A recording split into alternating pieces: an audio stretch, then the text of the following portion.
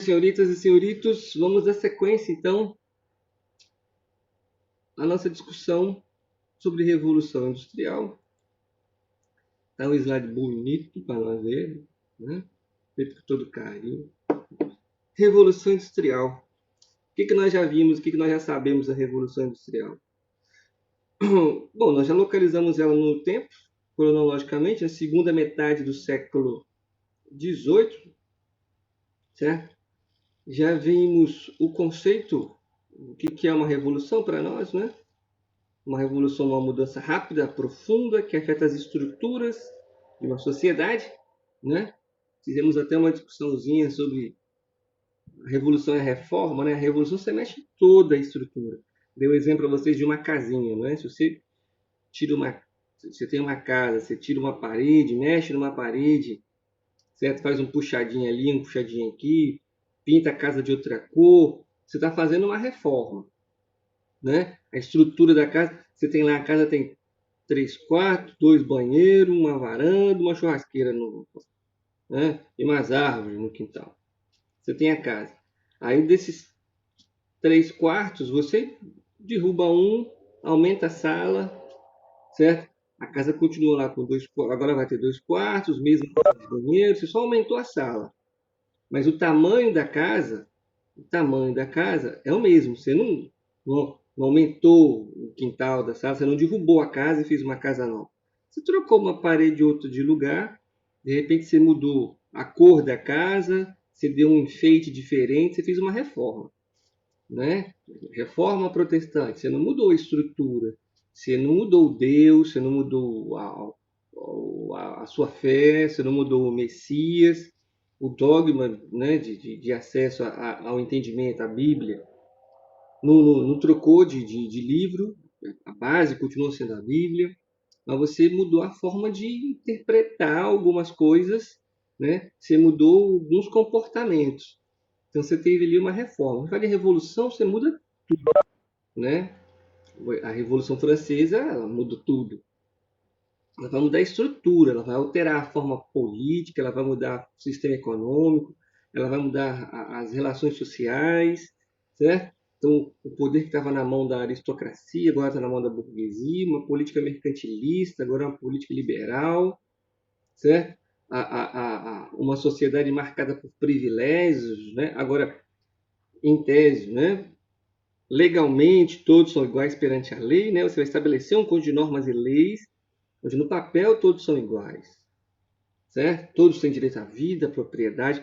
Então você percebe que toda a estrutura vai ser alterada. Então, a forma de se relacionar, você mudou as leis, como a gente acabou de falar, você vai mudar o comportamento, né? A cultura sofre uma transformação, a educação vai sofrer uma transformação. Então você mexe em toda a estrutura quando você fala de revolução. A Revolução Industrial vai promover uma mudança estrutural, certo? É isso que nós estamos discutindo. Então é importante entender esse conceito, né? As mudanças a quais a Revolução Industrial vai promover, nós vimos, certo? Né? A discussão de conceitos. Vimos aí a evolução das técnicas, né? Do artesanato para a manufatura e para a ação mecanizada. Beleza? Qualquer coisa, por favor, digita aí. Certo? Como que era a produção artesanal, a gente leu os tópicos, né? E discutiu cada um deles. Né? Artesanal, passou para manufatura e a maquinofatura. Aqui está repetindo, só que agora de uma forma cronológica, né? E mais específica. Aqui ele está falando de primeira revolução, vai citar a segunda, que nós vamos discutir hoje, e a terceira. Certo? Ele vai entrar mais uma vez, né, falando sobre características dessa revolução industrial. Né? Então, na segunda metade do século XVIII, o aparecimento das primeiras máquinas, máquina de tiar, máquina de fiar. Exemplo das máquinas, né? Um tiar mecânico, a máquina a vapor. Sem a máquina a vapor, a fonte de energia vai ser o carvão, né? A queima do carvão, né? A qual a Inglaterra detinha, nós vimos isso. Né? Quais os fatores que permitiram a Inglaterra ser pioneira nesse processo industrial? Ela tinha mercado consumidor, ela tinha uma burguesia capitalizada, a Revolução Gloriosa, que acabou com o absolutismo, lembra disso? Que acaba com o absolutismo, você tinha agora a monarquia parlamentar, e nesse parlamento você vai ter uma burguesia né, que vai pressionar, elaborar, votar leis que favoreçam a dinamização desse comércio. Nós vimos aí a política dos cercamentos. O que vem a ser o cercamento? Isso era muito importante. O cercamento é o processo de transformação de áreas não utilizáveis, né? Por exemplo, como brejos, pântanos, o aterramento desses espaços para transformação de pastos, e com o passar do tempo, o cercamento ele começa a abranger terras ocupadas por camponeses, pequenos proprietários. Esses pequenos proprietários começam a ser empurrados para a cidade, né? Vão sendo expulsos para a cidade, né? E no momento que eles são deslocados para a cidade, o que eles se transformam? Eles se transformam em mão de obra barata, certo? Eles transformam em mão de obra barata, uma mão de obra excedente, certo? Facilmente absorvida por essa indústria nascente. Esse trabalho que está sendo desenvolvido na indústria, a gente viu nas últimas aulas, não existe uma proteção ao trabalhador, não existe uma legislação que proteja esse indivíduo, seja ele homem, seja ele mulher, seja ele criança, certo? Então você vai ter longas jornadas de trabalho, com um pagamento de salário muito pequeno, certo? Muito pequeno, ou às vezes a troca por comida, pura e simples. Não é ração, uma ração alimentar, e por aí vai. O indivíduo está totalmente submetido ao interesse do dono da fábrica, né? Você vai ter as consequências dessa revolução industrial, né? Quais foram as consequências aí? Você tem o trabalho infantil, você tem o trabalho feminino. Ah, mas não tinha o trabalho infantil, não tinha o trabalho feminino antes da revolução industrial, no campo? Sim, mas em circunstâncias diferentes, não é? Você não estava submetido, né, a essas altas jornadas de trabalho repetitivas, aonde você não vê o fruto do seu trabalho, você não desfruta dele, certo? A produção aqui está voltada para o interesse do dono da indústria, para o dono da fábrica, né?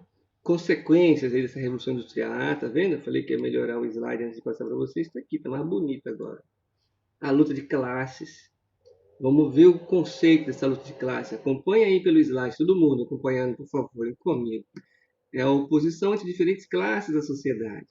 Luta de classe não é apenas um conflito, envolve economia, política, sociedade como um todo. O termo de classe foi uma denominação criada pelo filósofo Karl Marx. Você está lendo um texto lá qualquer, pá, você está estudando, lendo uma obra e fala, pá, luta de classe. Opa, a referência desse texto é esse autor aqui, o Karl Marx. O conceito é dele, né?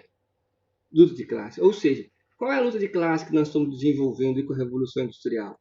Quais são os grupos antagônicos que vão se desenvolver durante essa Revolução Industrial?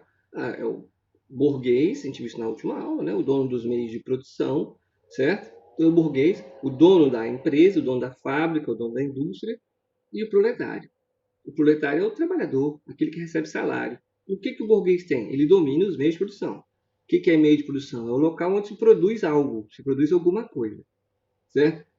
E o proletário? O proletário é aquele que detém a força de trabalho, certo? Vocês estão me acompanhando? Que meu vídeo aqui deu uma travada, hein? Digita aí, por favor, se está tudo bem.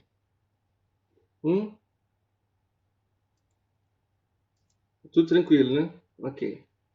Normal. É que minha gravação aqui travou. Não sei se está nem gravando o que eu estou falando. Mas segue. Então você tem essa oposição. O burguês, o dono do meio de produção, e o proletário, aquele que vende a força de trabalho. Eu sou um proletário. Eu sou proletário. Eu trabalho em troca de salário. Percebe? Eu não estou chamando de salário mínimo. Eu estou chamando de salário. Então, se você vende a sua força de trabalho, você é um proletário. Certo? É que chamar de proletário é feio, né? Você fala proletário, parece coisa de pobre, né? Proletário é pobre. Certo? Aí você dá outras denominações, né? Você chama de classe média A, classe média B, classe média C, certo? Então, a educadora da limpeza do colégio, a educadora da limpeza, ela é proletária, ela recebe salário. O professor também recebe salário, eles recebem salários diferentes, né? Os funcionários, os educadores das secretarias, né, os administradores do colégio, que não sejam os donos, eles são proletários. Mas existe uma dificuldade desse proletariado em se reconhecer. Mas essa é uma outra discussão, né? Eles não se reconhecem enquanto iguais, né? Porque essa diferenciação de títulos, né, essa diferenciação salarial faz com que eles se vejam de formas diferentes, né? O que impede que eles se unam e lutem por algo melhor. Mas isso é uma outra discussão. É importante observar, então, voltar para a ideia de luta de classe.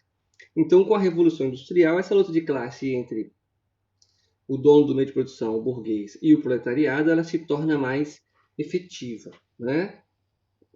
Tá claro isso, a ideia de luta de classe? Aqui, ó. Seguindo aqui, as lutas de classe existem desde a Idade Média, quando as classes dominantes, como os reis e a burguesia, lutavam contra os trabalhadores. Em alguns momentos, até de forma violenta. As classes dominantes exercem seu poder de forma autoritária, geralmente, e isso acaba gerando conflitos com os representantes das classes inferiores. Quando a gente fala em luta, necessariamente eu não estou dizendo que eles vão sair no tapa um contra o outro, certo? A reivindicação, a chamada para a mesa de negociação, né, via dos sindicatos, certo? As greves, né, as manifestações, tudo isso é uma forma de luta, né? Quando você levanta a mão e reivindica alguma coisa, você está exercendo ali um questionamento a algo, certo? Então, esse diálogo que vai haver entre um e outro pertence a essa luta de classe, certo? Quando a gente discutir o socialismo, vamos falar em dialética, né? Em síntese, antítese e tese, certo? Nós vamos discutir isso mais à frente, beleza? Outra característica marcante dessa Revolução Industrial vai ser o desenvolvimento do ludismo. O que vem a ser o ludismo aí?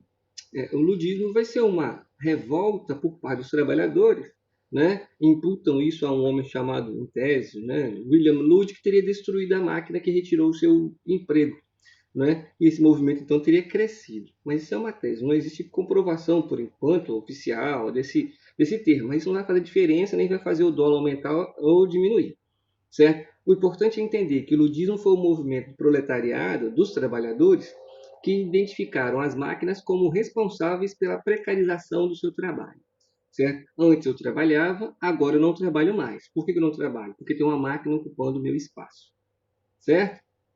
E aí eles vão começar a destruir as máquinas, beleza? Eles começam a destruir as máquinas. Está havendo necessidade do governo, no caso a Inglaterra, todo esse movimento está acontecendo na Inglaterra, só tem revolução industrial nesse momento na Inglaterra, certo? Então o ludismo é um movimento inglês, certo? O Estado inglês vai ter que se voltar de forma violenta, né, contra esses indivíduos, certo? Que reivindicavam o trabalho ou questionavam as péssimas condições de trabalho a qual eles estavam inseridos. Lembra, não existia uma legislação que protegesse os trabalhadores. Aqui só um parênteses, né, para o significado da palavra proletariado. O proletariado, origem do latim, proles, que significa filho. Né? O proletariado é aquele que detém o quê? Além da sua força de trabalho, a sua prole, os seus filhos, ele não tem mais nada. Certo? Ele tem os seus filhos, a sua prole. É importante observar isso.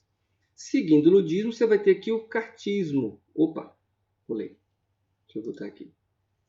O cartismo vai estar relacionado à luta por direitos, efetivamente, né? O direito à participação política. Os trabalhadores entendem que deveriam haver representantes de suas categorias no local onde se decide, no caso, o parlamento, certo? E assim elaborar uma legislação que protegesse e garantisse direitos a esses trabalhadores.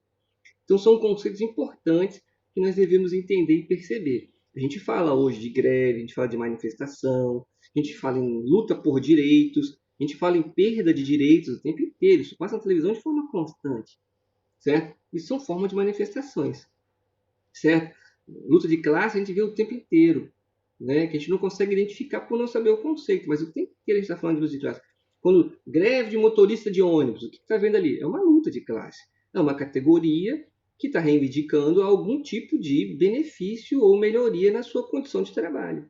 A greve dos motoristas educadores, a greve da PM, certo? A greve de professores, são movimentos de luta de classe, certo? São embates, né? Debates que estão ocorrendo aonde existem reivindicações, certo? O importante perceber, na hora que você vê esses movimentos na televisão, você está lendo uma revista, você diz, isso aqui é uma luta de classe, qual a reivindicação que está acontecendo aqui? É justa a reivindicação, não é? Certo? Nós tivemos agora, semana passada, uma paralisação dos motoristas de ônibus, né? Os ônibus pararam, certo?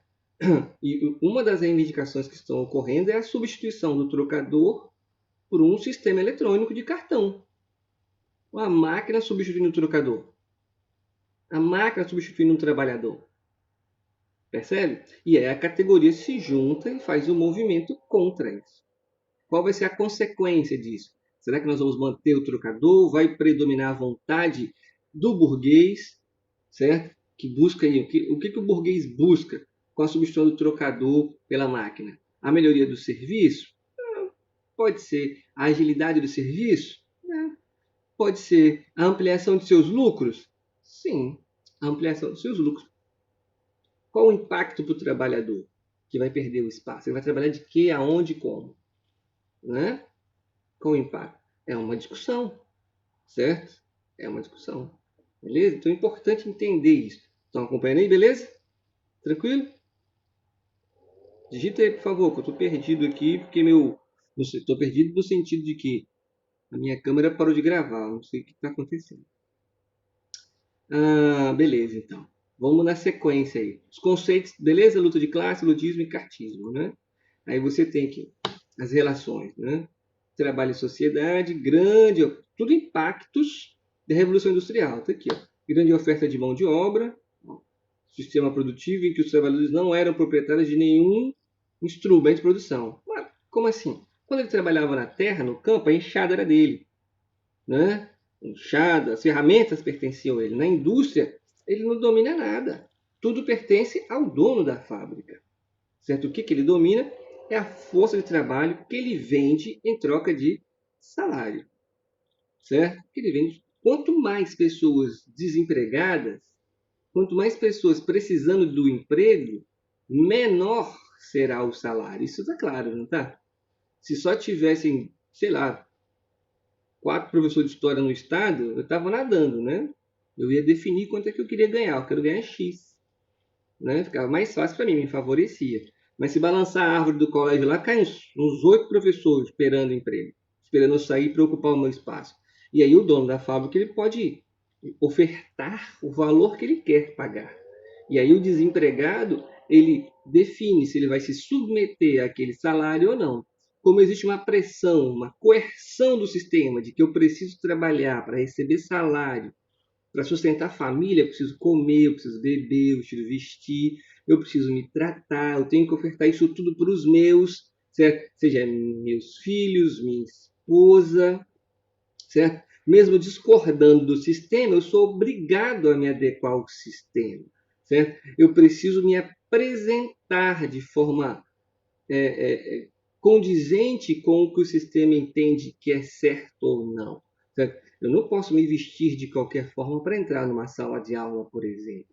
Eu não posso usar qualquer coisa, eu não posso falar de qualquer coisa, eu não posso falar de qualquer jeito, certo? Eu não posso simplesmente entrar numa sala de aula, eu tenho que ter uma formação acadêmica para isso. Tudo isso demanda recurso e eu só consigo recursos trabalhando. Percebe a pressão que o sistema te impõe a se adequar a ele? Então você pode até ser, eu sou anticapitalista. Sim, mas você vive no sistema capitalista e a gente acaba sendo obrigado a se adequar a ele. Não é? A gente pode resistir de outras formas, a gente vai ver isso na discussão mais à frente. Claro que existem formas de resistência, né? Óbvio que sim. Mas é importante perceber essa força que o sistema exerce sobre a gente. Beleza? Então o trabalhador vende a sua força de trabalho em condição desfavorável. Né? Seu salário está bom? Não. Se eu pudesse melhorar, eu melhoraria? Claro que sim. Mas não depende só de mim, concorda? Né? Porque o mercado tem uma oferta muito grande da mão de obra. Certo? Eu posso ser dispensado a qualquer momento e no dia seguinte tem uma fila para entrar no meu lugar. Beleza? As condições de trabalho dos funcionários. Bom, recebiam, de modo geral, salários baixos. Estes eram tão reduzidos que, em muita frequência, toda a família era obrigada a trabalhar na fábrica, inclusive mulheres e crianças. E mesmo assim, se você somasse tudo que eles recebiam, não era suficiente. Né? Não era suficiente. Suficiente para quê? Porque se entende por uma vida digna. O que eles vão conseguir é comer mal, certo? O que eles vão comer? O trabalho do operário inglês no século XVIII, o que ele recebia, ele vai gastar com batata, por exemplo, certo? E ele precisa comprar carvão. Para que ele precisa comprar carvão? É frio lá no inverno, né? Neva, ele precisa se aquecer. Então não está restrito só a comer, vê? E outros aspectos, né? A gente já separou um videozinho para passar para vocês mais à frente e disponibilizar com um slide. Em diversas indústrias, os operários trabalhavam mais de 15 horas por dia. Vocês conhecem alguém que trabalha? Em tese, a gente trabalha 40 horas semanais, né? A carga horária de trabalho do brasileiro, legalmente falando, numa empresa, ele vai trabalhar 40 horas semanais. Dá 8 horas por dia, essas 8 horas intercaladas por 2 horas de almoço. Ele trabalha 4 horas, tem 2 horas de almoço e volta a trabalhar mais 4 horas, né? São 40 horas semanais de trabalho. Vocês conhecem alguém que trabalha mais do que 8 horas de trabalho por dia? Eu particularmente, trabalho às vezes 12, 14, certo? Existem vários porquês que a gente pode discutir depois, né? Trabalhar 8, trabalhar só 8 horas, trabalhar só 6 horas, o sonho, não é? Né? São discussões, né? As precárias instalações da fábrica prejudicavam a saúde do trabalhador. Não havia segurança para o trabalhador. Você imagina, de onde é que você retira o carvão? De Minas. Certo? Então você tinha buracos apertados, onde muitas vezes só o corpo de uma criança entrava. Então você botava a criança em cima de um trilho, a criança ia empurrando o vagão, esse vagão enchia de carvão e trazia de volta, sem segurança nenhuma. Né? As condições de trabalho precárias. Certo? Surgiam várias doenças ligadas às péssimas condições de trabalho, certo? Fora as cidades, né? As cidades a quais eles moravam não garantiam as estruturas básicas necessárias, como o saneamento básico, por exemplo, que protegesse ou garantisse uma saúde decente a esse funcionário, a esse trabalhador. Mas o importante é que, graças a Deus, ele tinha um emprego. Né? Era essa a justificativa, era essa a, a, a, a sustentação desse trabalhador, a perspectiva de que em algum momento um milagre aconteceria e sua vida melhoraria. Né? Apesar de todas essas péssimas condições de trabalho, apesar da falta de uma lei que o protegesse, apesar do baixo salário, da falta de segurança, ele esperava um milagre que um dia alguma coisa ia acontecer e a sua vida melhorar. Quando ele olhava para o lado, ele percebia que apesar de toda a sua condição desfavorável, havia indivíduos que tinham menos do que ele, ou seja, nem trabalhar trabalhava. Então ele ajoelhava e agradecia aquele pouquinho, não é?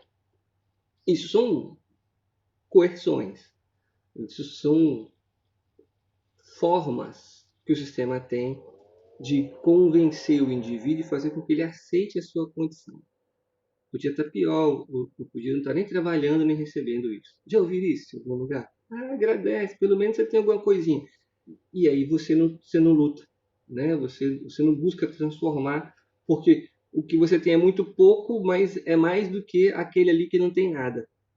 Isso é um problema, não é que se impede a gente de se levantar e reagir. Para aumentar a produtividade, né, o trabalho do operário vai ser subdividido em múltiplas operações, linhas de montagem. Esse momento aqui, ó, de especialização, fragmentação e alienação, ela vai estar ligada à segunda etapa da Revolução Industrial, que nós vamos começar a discutir hoje. Certo? Cada vez mais o trabalho do indivíduo ele vai começar a ser cada vez mais fracionado. Certo? Então, o indivíduo, o artesão que dominava todo o processo de produção de qualquer coisa, certo? Com o passar do tempo, ele já não vai dominar todo o processo. Você vai especializar, o cara vai fazer uma coisa só. Certo? Então, você vai para a fábrica, o que você faz? Você é soldador. Então, você vai soldar, as placas vão passando, você vai ficando ali repetindo, certo? Repetindo o processo de trabalho, né? Sempre a mesma coisa, sempre a mesma coisa, certo? Você não sabe o que vai acontecer posteriormente. O conceito de alienação, eu acho melhor discutir com vocês quando a gente falar de socialismo. Vai ficar mais claro o não entendimento, a não compreensão de tudo que o cerca, né? Do porquê que você faz, como você faz e para onde vai ser destinado aquilo, certo?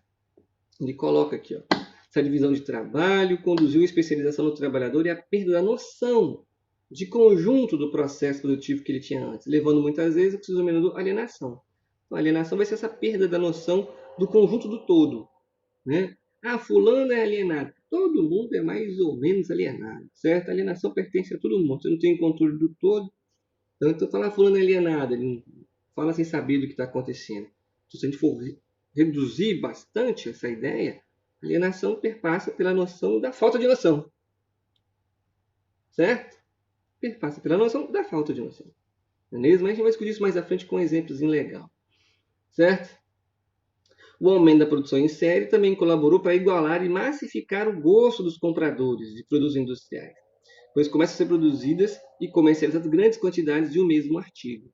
Isso é importante perceber o impacto aqui, né? Na discussão sobre iluminismo, a gente dizia o seguinte: o iluminismo defendia a liberdade, né? Defendia a liberdade, porque a liberdade leva ao progresso e o progresso vai produzir, vai gerar felicidade, né? E a gente viu que alguns iluministas entendiam que não, porque no mundo em que a gente vivia mergulhado em progresso, constante transformação de coisas, sempre coisas novas sendo oferecidas, quem não tivesse acesso poderia não ser reconhecida, como não é, como pertencente a determinados grupos. Né? E se você não é reconhecido, né, não tem como você ser feliz, né? Porque você não vai ser respeitado. É aquele costume que você vê às vezes nas redes, as pessoas criticando o indivíduo que às vezes mora numa casa simplesinha, né? Esses dias eu vi uma foto na internet que mostrava isso. A menina com um iPhone tirando foto e quando você olhava as costas dela, né, o fundo da casa, era uma casa sem reboco, né, sem pintura, o piso estava ruim, né, você tinha uma noção de como simples, precária era a vida dela, mas ela tinha um iPhone. Aí as pessoas diziam, se ela vender aquele iPhone, ela consegue fazer isso, isso e aquilo outro. O iPhone para ela tem uma importância de identificação, né, de pertencimento. Né? A gente estava falando no começo da aula, aquela ideia de pressão, de coerção que o sistema lhe impõe, de que você tem que participar dele. Eu lembro que nas aulas presenciais eu via às vezes alguns alunos, né, ao longo da minha trajetória, que sofriam, literalmente sofriam, porque queriam ter alguns itens, alguns objetos que outros tinham e ele não. E isso fazia com que ele se sentisse pior do que os outros, pelo fato de ter coisas ou não ter coisas. Certo? É uma discussão que a gente precisa aprofundar. E nós vamos aprofundar mais à frente. Essa coerção e o impacto que isso gera na vida das gentes, não é? Eu digo como um todo. Não sou a minha, ou sua, ou de A ou B. Né? O aumento da população e a evolução dos transportes de comunicação. Não tem como falar de revolução industrial sem citar transporte e comunicação.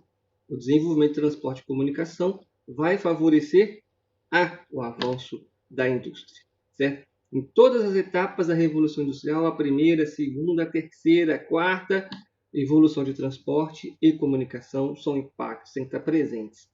Beleza? As teorias que vão justificar esse sistema capitalista, né? O liberalismo econômico, está aí as disciplinas, as matérias conversando, né?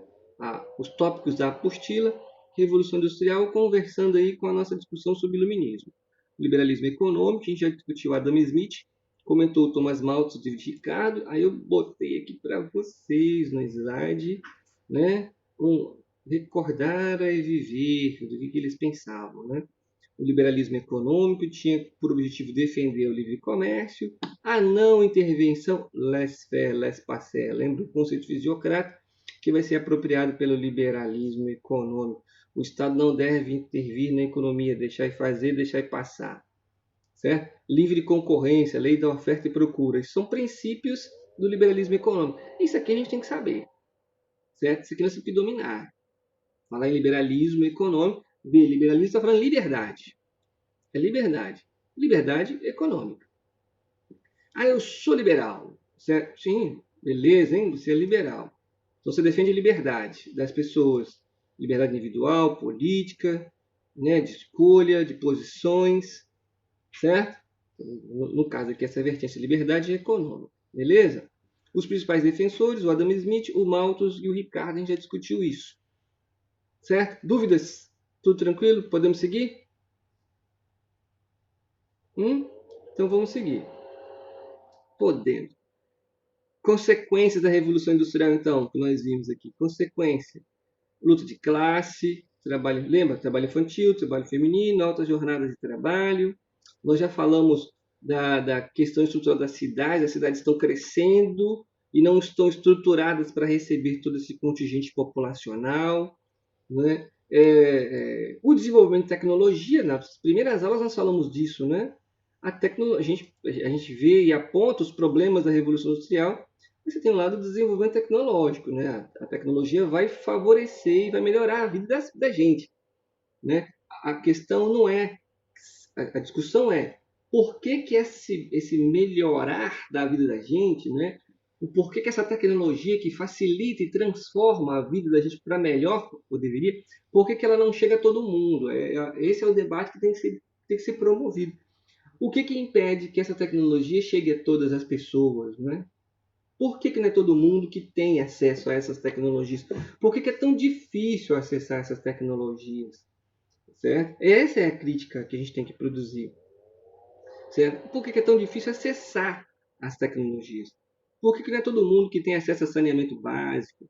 Por que não é todo mundo que tem acesso a um transporte decente? Né? Por que não é todo mundo que tem acesso à saúde pública, ou à saúde, seja ela de qual forma, mas uma saúde que garanta as pessoas se tratarem, né? Cuidar dos males do corpo. Né? Por que essa tecnologia, né, de acesso à educação, né, à leitura, nós estamos falando de internet, a gente discutiu há 2 aulas atrás sobre. Lembra? Eu falei que nós somos privilegiados. Vocês são privilegiados porque vocês estão tendo aula de home office. Vocês estão tendo aula em casa, pela internet. Goste ou não, isso é um privilégio. Tem gente que não está tendo aula. E qual vai ser o ano letivo dessas pessoas? Certo? Por que nem todo mundo tem acesso a isso? Então, essa é uma discussão. A indústria, o desenvolvimento tecnológico facilitou e melhorou a vida das pessoas. Só que quando a gente fala melhorou a vida das pessoas, a gente tem que entender que não são todas as pessoas. Uma parcela pequena, se para pensar em mundo. É uma parcela pequena. É importante ter essa consciência. Certo? E a luta é para que mais pessoas acessem. Certo? Oh, falando em luta, ó, luta, né? Outra consequência da Revolução Industrial é o capitalismo. Né? Para nós, alunos do ensino médio, não é o capitalismo efetivamente ele ganha corpo, forma, certo? Na Revolução Industrial. É uma consequência. Certo? Beleza? O que é capitalismo? Está aqui, ó. É um sistema em que predomina a propriedade privada e a busca constante pelo lucro e pela acumulação de capital. Predomina a propriedade privada. É importante isso aqui, essa palavra é importante para capitalismo. Propriedade privada. A busca constante pelo lucro e pela acumulação de capital. Esse é o ideal burguês. Certo? O que todo mundo quer? Acumular capital. Todo mundo quer ter.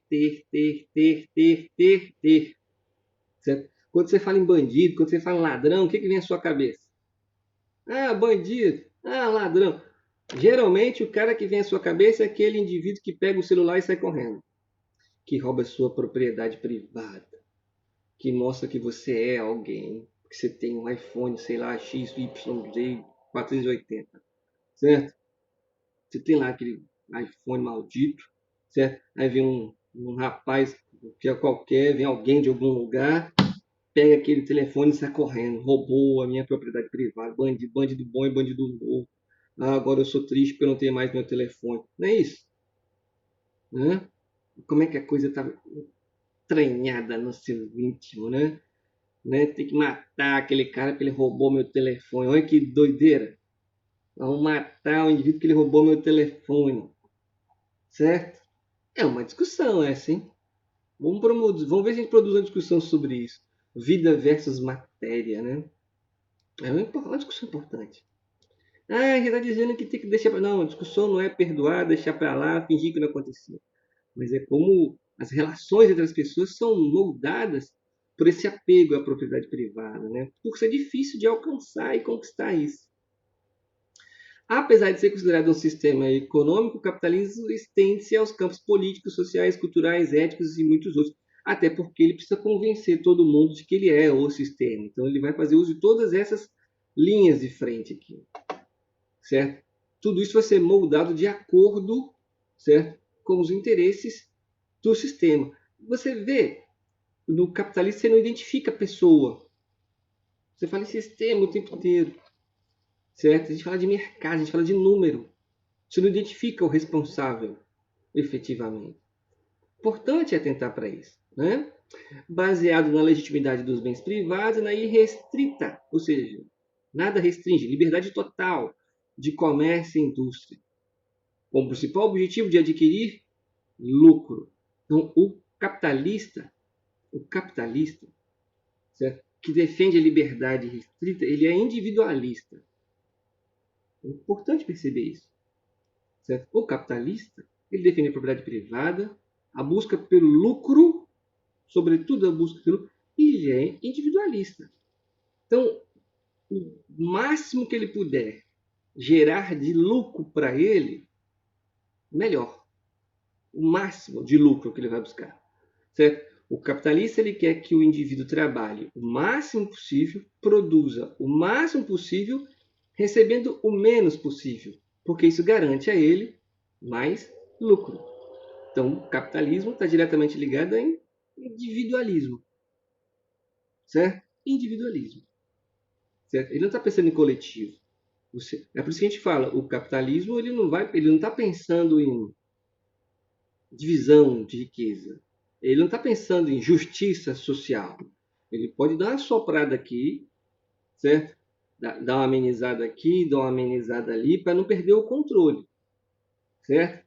Dar um direitozinho aqui, dar um direitozinho ali, para garantir as pessoas sentadas, vamos dizer assim, né?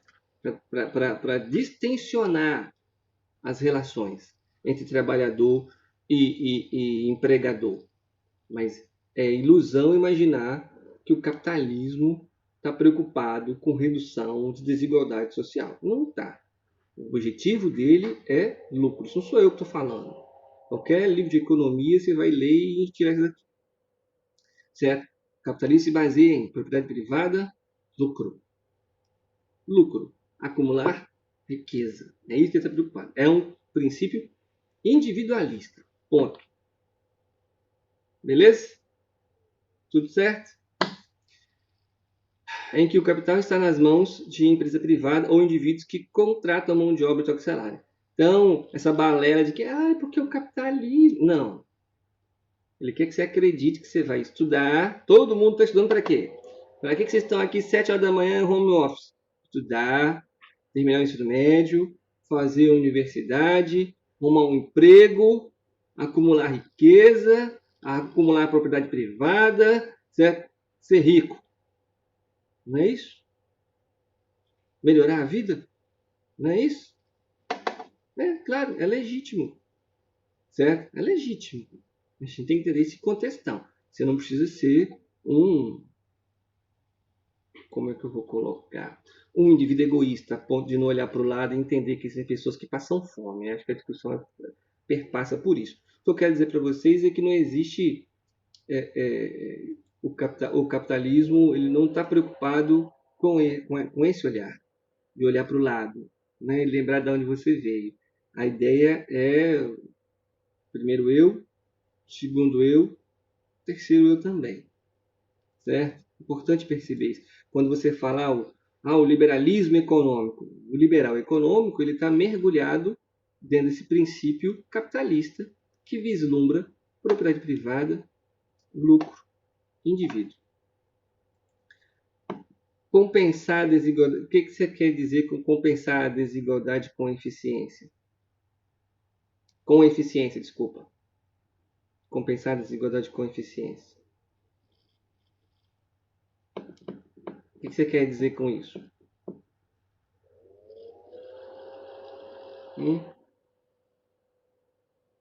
O que seria eficiência? Como você compensa a desigualdade com eficiência? Como assim?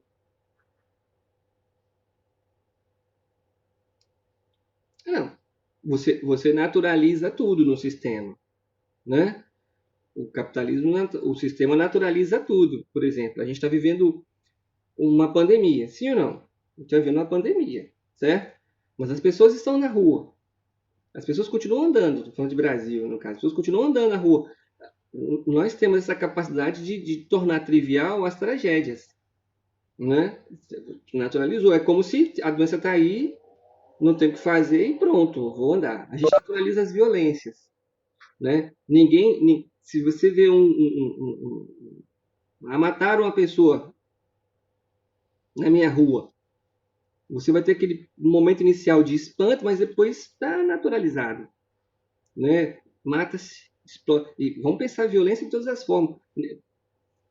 As pessoas falam de fome, as pessoas falam de pobreza, as pessoas falam de racismo, as pessoas falam de várias coisas. Mas elas falam, a impressão que dá é que enquanto ela não é vítima, ela não se impacta com aquilo, né? Ela não se sente impactada. Mas isso é para uma outra discussão. Senhoritas e senhoritos, 7h57, né? Eu não sei se isso gravou tudo. Tomara que sim. Deixa eu parar aqui a gravação. Só um minuto.